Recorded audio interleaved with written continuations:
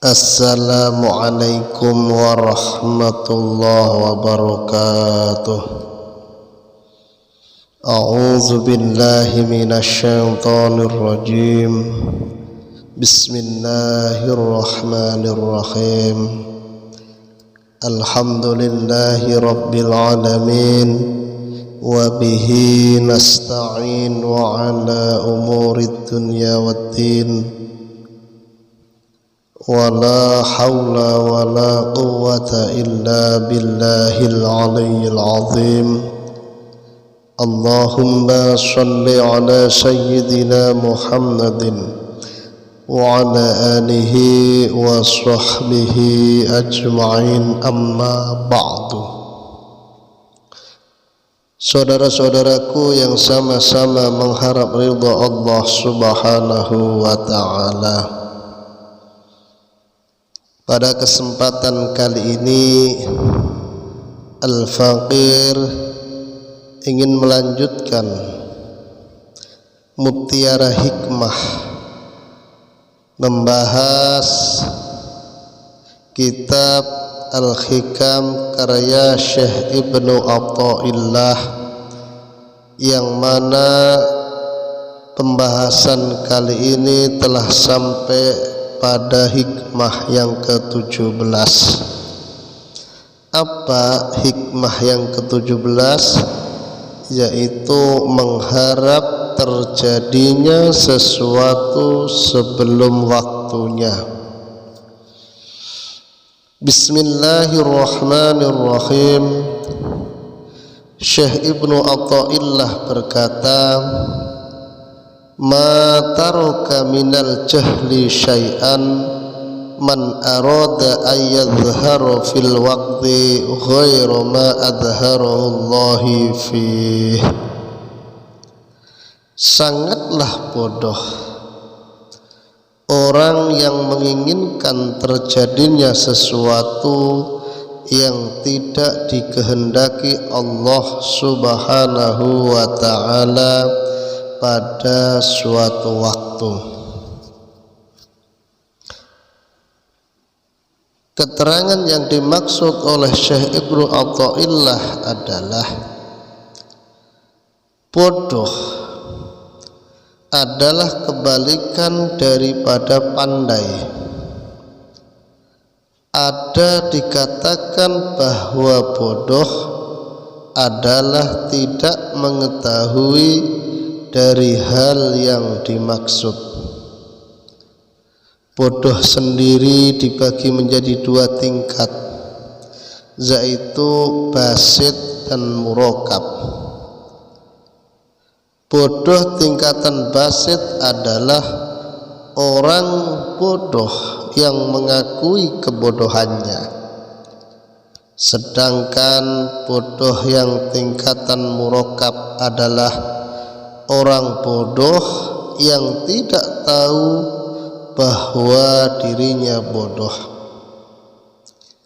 Yang paling parah adalah seorang yang bodoh tentang Allah Subhanahu wa ta'ala dan mengingkarinya setelah ia berusaha mencari tahu tentangnya. Sebagian adab seorang arif sejati adalah menempatkan segala sesuatu sesuai posisinya dan memberlakukannya sesuai dengan alurnya yang ada.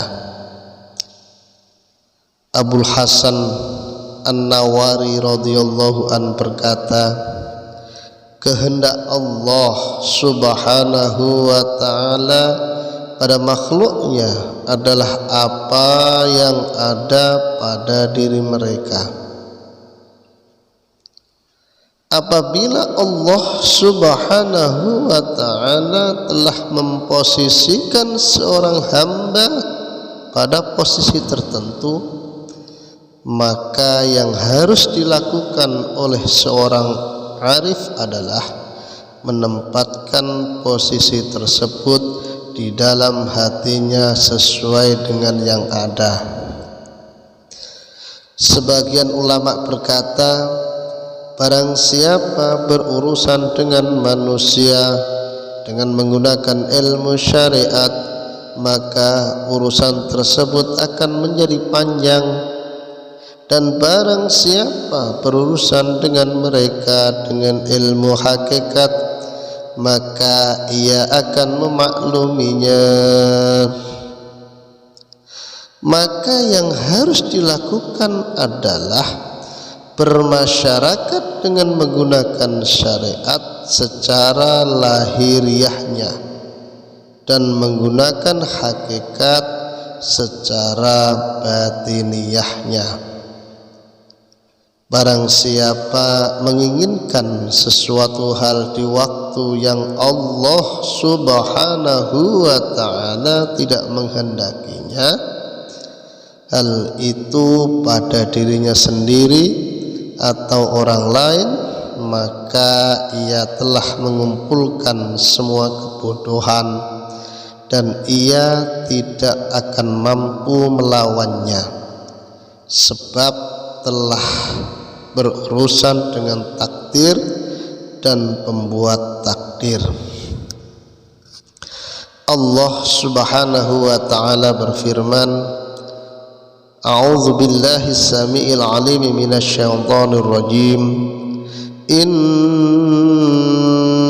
rabbaka fa'alun lima yurid. Wallahu a'lam bimuradih. Sesungguhnya Tuhanmu maha pelaksana terhadap apa yang dikehendaki. Walau syaa rabbuka ma fa'aluhu fadharhum wa ma yaftarun. Jikalau Tuhanmu menghendaki, niscaya mereka tidak mengerjakannya, maka tinggalkanlah mereka dan apa yang mereka ada-adakan. Walau syaa rabbuka la amana man fil ardi kulluhum jami'an afa anta tukrihun nasa hatta yakunu mu'minin. Dan jikalau Tuhanmu menghendaki, tentulah beriman semua orang yang di muka bumi seluruhnya. Maka apakah kamu hendak memaksa manusia supaya mereka menjadi orang-orang yang beriman semuanya? Abdullah bin Mas'ud dan Ibnul Abbas berkata, la'an al-hasa jamrotan akhraqat ma akhraqat wa abqat ma abqat ahabbu ilayya min aqula li syai'in kana laitahu lam yakun aw li syai'in lam yakun laitahu kana. Sungguh ungkapanku, aku merasakan bara api, ia membakar apa yang seharusnya terbakar dan menyisakan yang seharusnya tersisa.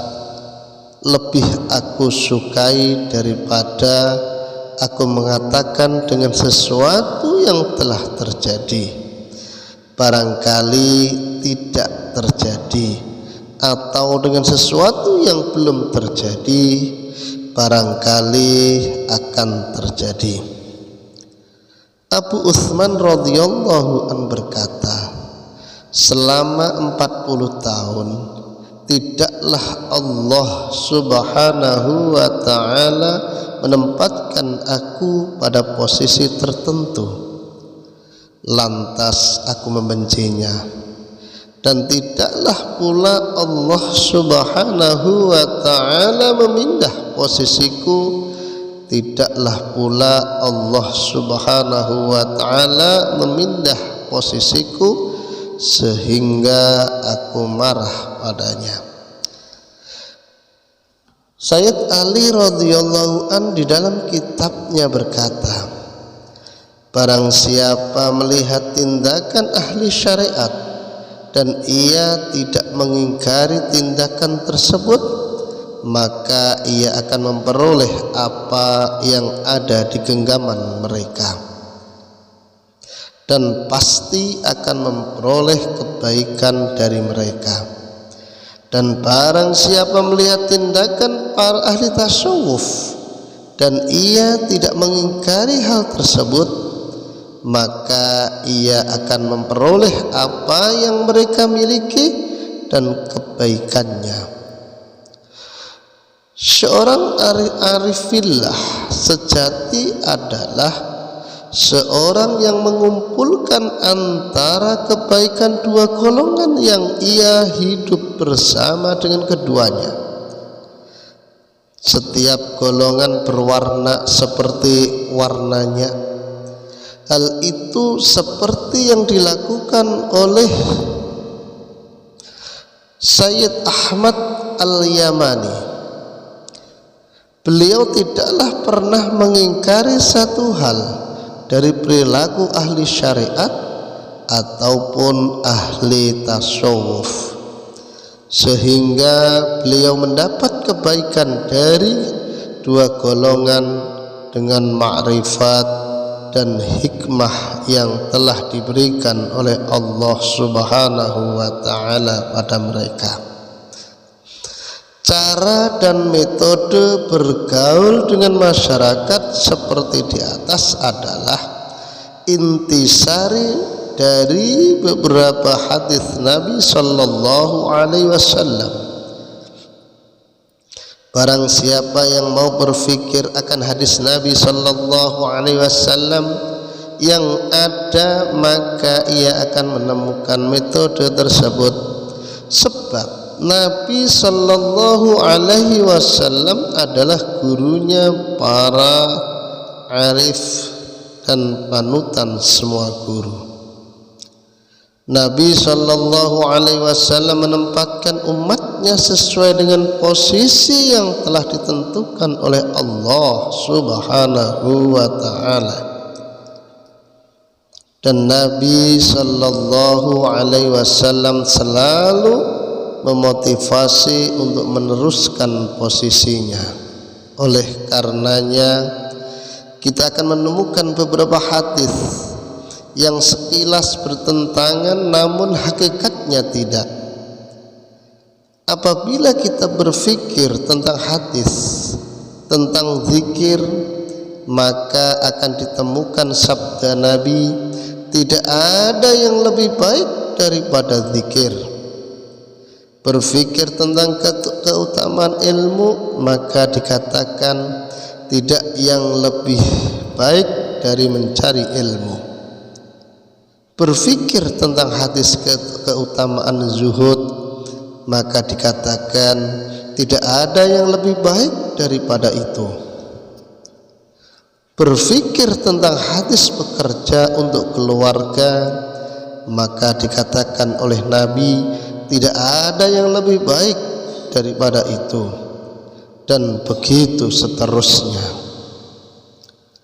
Saudara-saudaraku yang sama-sama mengharap ridha Allah Subhanahu wa ta'ala, setiap hikmah yang dimotivasi oleh Nabi sallallahu alaihi wasallam untuk melakukannya sampai Nabi mengatakan tidak ada yang lebih baik, lebih utama dari itu, adalah bertujuan agar pelakunya merasa tenang dan agar mereka yakin bahwa apa yang sedang dilakukan merupakan petunjuk dari Allah Subhanahu wa ta'ala. Dan ini pula yang diterapkan oleh Rasulullah sallallahu alaihi wasallam kepada para sahabatnya.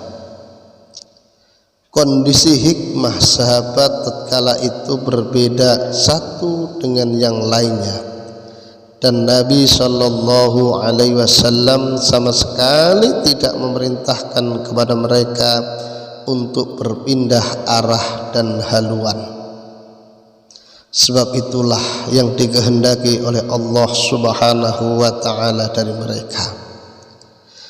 Sebagai bentuk pengakuannya, Nabi Shallallahu Alaihi Wasallam memberikan motivasi kepada mereka tentang keutamaan hikmah yang sedang dijalani, sampai-sampai orang mendengar sabda baginda Nabi Shallallahu Alaihi Wasallam merasa yakin bahwa tidak ada yang lebih utama dari hikmah yang sedang dijalani itu.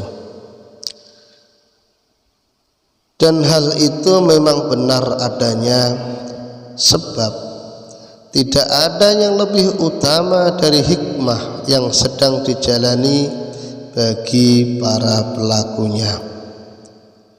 Kesimpulannya, seorang arif tidaklah mengingkari sesuatu dan juga tidak menganggap bodoh sesuatu.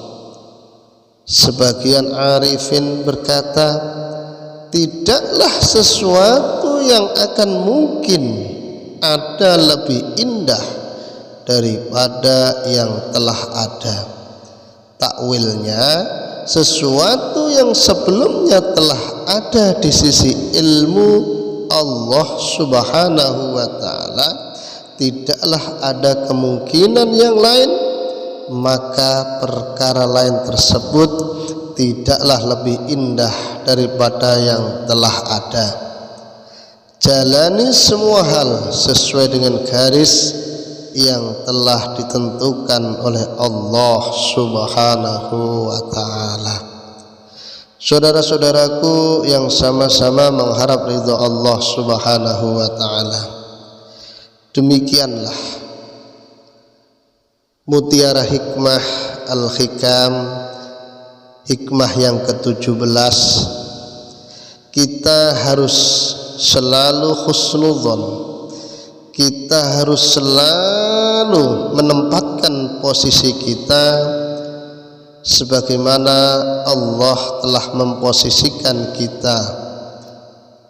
Nikmati ketika kita baru diposisikan oleh Allah dengan perilaku syariat, dan nikmati pula ketika kita baru diposisikan oleh Allah dengan posisi tasawuf. Saudara-saudaraku yang sama-sama mengharap ridha Allah Subhanahu wa Ta'ala, mungkin hanya itu yang Al-Fakir bisa sampaikan pada kesempatan kali ini. Mudah-mudahan bermanfaat, khusus buat diri Al-Fakir, umumnya buat pendengar semuanya. Kekurangan dan kekhilafan Al-Fakir mohon dibukakan pintu maaf yang sebesar-besarnya. Al-Fakir akhiri, wal afu minkum, summa assalamu alaikum warahmatullahi wabarakatuh.